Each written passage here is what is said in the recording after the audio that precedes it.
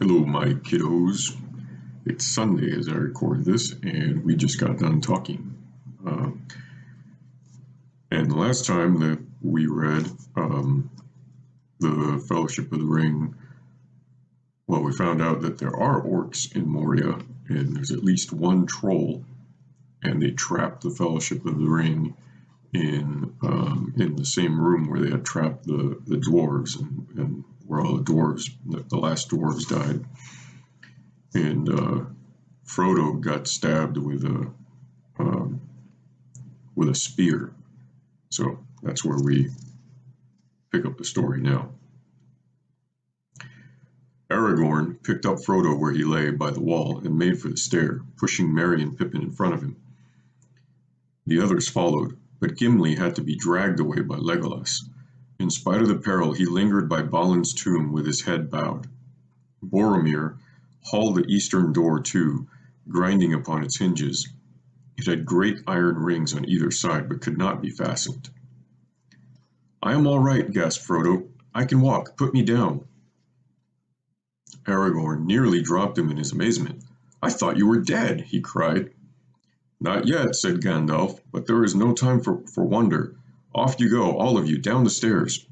Wait a few minutes for me at the bottom, but if I do not come soon, go on. Go quickly and choose paths leading right and downwards."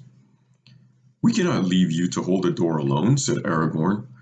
"Do as I say," said Gandalf fiercely. "Swords are no more use here. Go!" The passage was lit by no shaft, and was utterly dark. They groped their way down a long flight of steps, and then looked back, but they could see nothing, except high above them the faint glimmer of the wizard's staff. He seemed to be still standing on guard by the closed door. Frodo breathed heavily and leaned against Sam, who put his arms around him. They stood peering up the stairs into the darkness. Frodo thought he could hear the voice of Gandalf above, muttering words that ran down the sloping roof with a sighing echo. He could not catch what was said. The walls seemed to be trembling. Every now and then the drum beats throbbed and rolled. Doom! Doom! Suddenly at the top of the stair there was a stab of white light. There was a dull rumble and a heavy thud. The drum beats broke out wildly. Doom! Boom! Doom! Boom! And then stopped. Gandalf came flying down the steps and fell to the ground in the midst of the company. "Well, well, that's over," said the wizard, struggling to his feet. "I have done all that I could, but I have met my match and have nearly been destroyed. But don't stand here. Go on.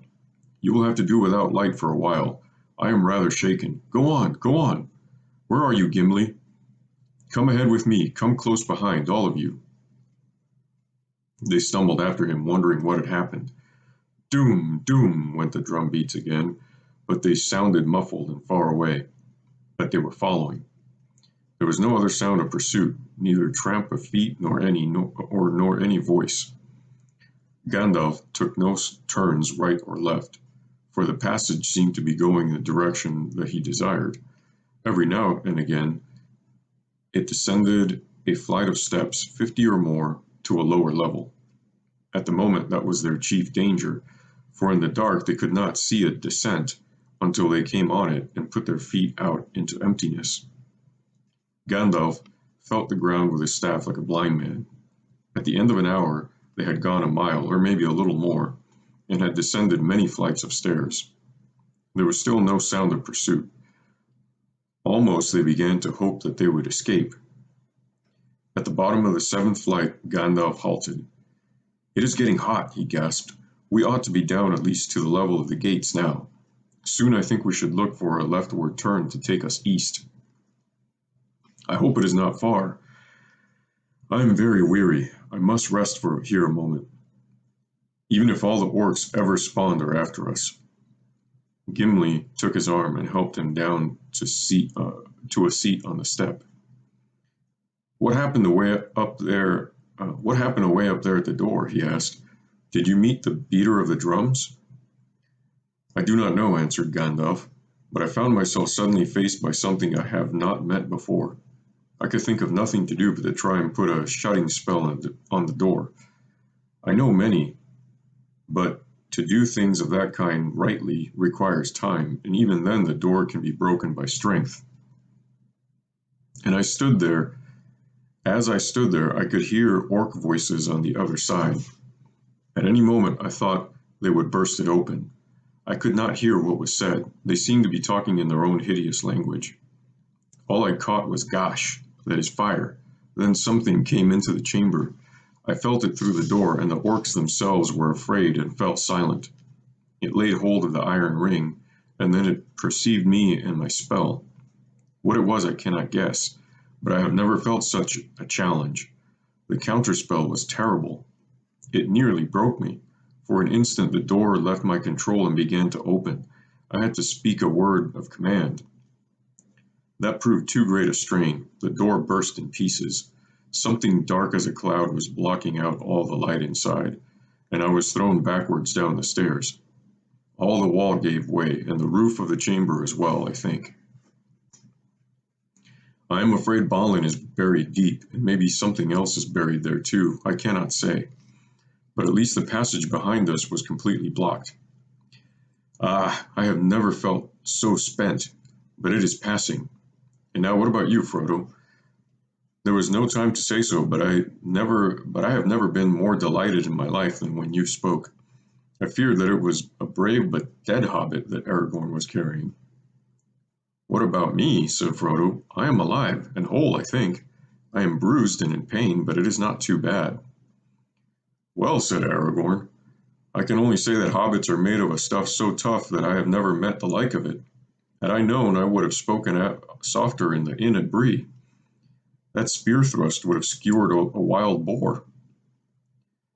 Well, it did not skewer me, I am glad to say, said Frodo, though I felt as if I had been caught between a hammer and an anvil. He said no more. He found breathing painful. You take after Bilbo, said Gandalf. There is more about you than meets the eye, as I said from long ago. Frodo wondered if the remark meant more than it said. So they still don't know that Frodo is wearing that mithril armor, and that's what saved his life.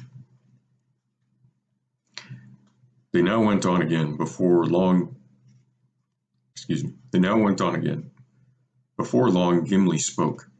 He had keen eyes in the dark. I think, he said, that there is a light ahead, but it is not daylight, it is red. What can it be? Gosh, muttered Gandalf. I wonder if that is what they meant, that the lower levels are on fire. Still, we can only go on. Soon the light became unmistakable and could be seen by all. Excuse me.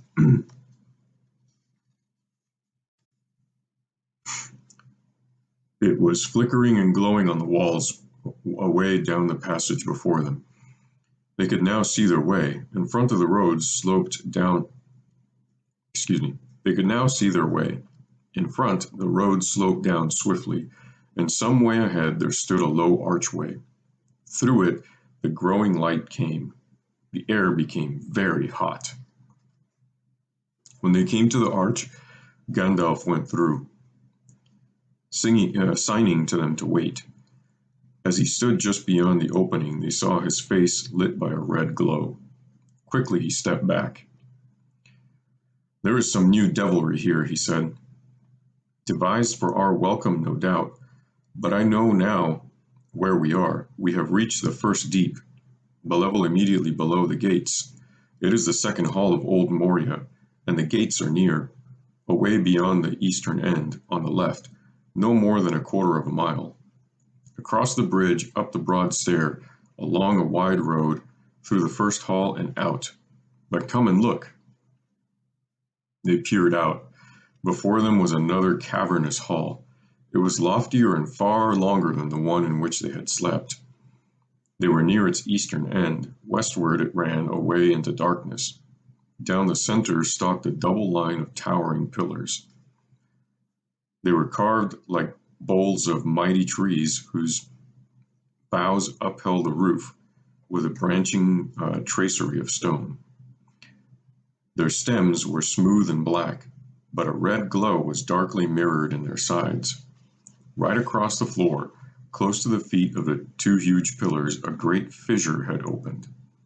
Out of it, a fierce red light came, and now and again flames licked at the brink and curled about the bases of the columns. Wisps of dark smoke wavered in the hot air.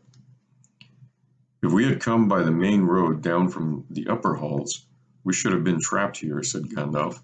Let us hope that the fire now lies between us and pursuit. Come, there is no time to lose. Even as he spoke, they heard again the pursuing drumbeat. Doom, doom, doom. Away beyond the shadows at the western end of the hall, there came cries and horn calls. Doom, doom. The pillars seemed to tremble and the flames to quiver. Now for the last race, said Gandalf. If the sun is shining outside, we may still escape. After me. He turned left and sped across the smooth floor of the hall. The distance was greater than it had looked. As they ran, they heard the beat and echo of many hurrying feet behind. A shrill yell went up. They had been seen. There was a ring and clash of steel. An arrow whistled over Frodo's head. Boromir laughed. They did not expect this, he said. The fire has cut them off. We are on the wrong side. Look ahead, called Gandalf. Look ahead, called Gandalf. The bridge is near. It is dangerous and narrow. Suddenly Frodo saw before him a black chasm. At the end of the hall, the floor vanished and fell to an unknown depth. The outer door could only be reached by a slender bridge of stone, without curb or rail, that spanned the chasm with one curving spring of 50 feet. It was an ancient defense of the dwarves against an enemy that might capture the first hall and the outer passages. They could only pass across it in single file. At the brink, Gandalf halted and the others came up in a pack behind. Lead the way, Gimli, he said. Pippin and Merry next. Straight on, and up the stair beyond the door. Arrows fell among them. One struck Frodo and sprang back. Another pierced Gandalf's hat and stuck there like a black feather. Frodo looked behind. Beyond the fire he saw swarming black figures. There seemed to be hundreds of orcs. They brandished spears and scimitars, which shone red as blood in the firelight. Doom, doom, rolled the drum beats, growing louder and louder. Doom, doom. Legolas turned and set an arrow to the string, though it was a long shot for his small bow. He drew, but his hand fell, and the arrow slipped on the ground. He gave a cry of dismay and fear. Two great trolls appeared. They bore great slabs of stone and flung them down to serve as gangways over the fire. But it was not the trolls that had filled the elf with terror. The ranks of the orcs had opened, and they crowded away as if they themselves were afraid. Something was coming up behind them. What it was could not be seen. It was like a great shadow, in the middle of which was a dark form, of man shape maybe, yet greater, and a power and terror seemed to be in it and go before it. It came to the edge of the fire, and the light faded as if a cloud had bent over it. Then with a rush, it leaped across the fissure. The flames roared up to greet it and wreathed about it, and a black smoke swirled in the air. Its streaming mane kindled and blazed behind it. In its right hand was a blade like a stabbing tongue of fire. In its left it held a whip of many tongs. "Aye, aye," wailed Legolas. "A Balrog! A Balrog is come!" That's the thing that the dwarves awoke when they dug deep into the mountain. Gimli stared with wide eyes. "Durin's bane!" he cried, and letting his axe fall, he covered his face. "A Balrog," muttered Gandalf. "Now I understand." He faltered and leaned heavily on his staff. "What an evil fortune! And I am already weary." The dark figure, streaming with fire, raced towards them. The orcs yelled and poured over the stone gangways. Then Boromir raised his horn and blew. Loud the challenge rang and bellowed, like the shout of many throats under the cavernous roof. For a moment the orcs quailed and the fiery shadow halted, then the echoes died as suddenly as a flame blown out by a dark wind, and the enemy advanced again. "Over the bridge!" cried Gandalf, recalling his strength. "Fly! This is a foe beyond any of you. I must hold the narrow way. Fly!" Aragorn and Boromir did not heed the command, but still held their ground, side by side, behind Gandalf at the far end of the bridge. The others halted just within the doorway at the hall's end, and turned, unable to leave their leader to face the enemy alone. The Balrog reached the bridge. Gandalf stood in the middle of the span, leaning on the staff in his left hand, but in his other hand Glamdring gleamed. Glamdring gleamed, cold and white. His enemy halted again, facing him, and the shadow about it reached out like two vast wings. It raised the whip, and the thongs whined and cracked. Fire came from its nostrils, but Gandalf stood firm. "You cannot pass," he said. The orc stood still, and dead silence fell. "I am a servant of the secret fire, wielder of the flame of Anor. You cannot pass. The dark fire will not avail you, flame of Udun. Go back to the shadow. You cannot pass." The Balrog made no answer. The fire in it seemed to die, but the darkness grew. It stepped forward slowly onto the bridge, and suddenly it drew itself up to a great height, and its wings were spread from wall to wall. But still Gandalf could be seen, glimmering in the gloom. He seemed small and altogether alone, gray and bent like a wizened tree before the onset of a storm. From out of the shadow a red sword leaped, flaming. Glamdring glittered white in answer. There was a ringing clash and a stab of white fire. The Balrog fell back, and its sword flew up in molten fragments. The wizard swayed on the bridge, stepped back a pace, and then again stood still. "You cannot pass," he said. With a bound, the Balrog leaped full upon the bridge. Its whip whirled and hissed. "He cannot stand alone," cried Aragorn suddenly, and ran back along the bridge. "Elendil," he shouted, "I am with you, Gandalf." "Gondor!" cried Boromir, and leapt after him.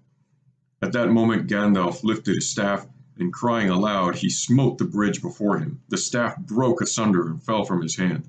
A blinding sheet of white flame sprang up. The bridge cracked. Right at the Balrog's feet it broke, and the stone upon which it stood crashed into the gulf, while the rest remained poised, quivering like a tongue of rock thrust out into emptiness. With a terrible cry, the Balrog fell forward, and its shadow plunged down and vanished. But even as it fell, it swung its whip, and the tongs lashed and curled about the wizard's knees, dragging him into the brink. He staggered and fell, grasped vainly at the stone, and slid into the abyss. "Fly, you fools!" he cried, and was gone. Okay, that's it for tonight, kiddos. I love you always and forever, no matter what.